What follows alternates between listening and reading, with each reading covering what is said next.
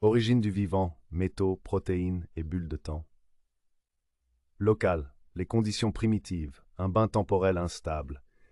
À l'aube de la Terre, les fumeurs hydrothermaux libéraient des flux riches en métaux lourds, fer, cuivre, zinc, soufre et molécules prébiotiques. Ces environnements présentaient des gradients extrêmes, température, pression, pH, mais aussi un gradient de cohérence temporelle locale.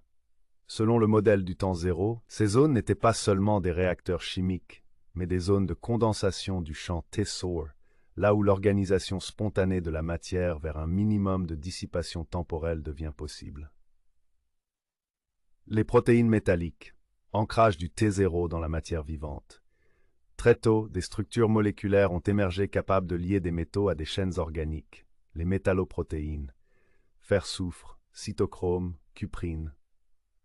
Ces protéines jouent un rôle clé dans la respiration, la photosynthèse, la réplication. Leur fonction profonde, stabiliser des flux électroniques, mais aussi, selon ton modèle, stabiliser des gradients temporels locaux. Les métaux conducteurs, cuivre, fer, zinc, permettent une résonance avec le champ Tessor, et les protéines enrobent cette cohérence pour créer une bulle de temps locale. C'est la naissance de la cellule primitive. 3. La membrane cellulaire, barrière temporelle sélective. La membrane lipidique qui entoure les premières cellules a deux fonctions. Physique, séparer le milieu intérieur du chaos extérieur. Temporelle, maintenir la cohérence du T local interne. C'est un véritable isolant temporel qui protège la cellule des perturbations extérieures tout en laissant filtrer certaines oscillations, ions, protons, photons, en phase avec le T-zo interne. Chaque cellule peut être modélisée comme une cavité de résonance temporelle contenant une densité élevée de zérions cohérents organisés autour des réseaux métalliques internes, centre fer-soufre, chaîne respiratoire. 4. La cellule comme condensateur de cohérence temps zéro. La cohérence temporelle intracellulaire devient la clé de la vie. Une cellule stable est une zone de cohérence temporelle prolongée.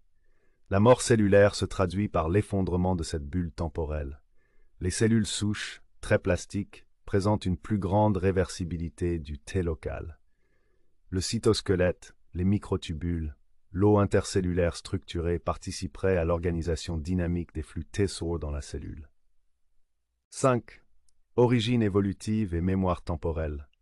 Les premières formes de vie auraient émergé non comme des entités chimiques isolées, mais comme zones de T-so stabilisées autour de noyaux métalliques, créant des résonateurs temporels rudimentaires. L'évolution aurait ensuite consisté à raffiner cette cohérence, en diversifiant les protéines métalliques.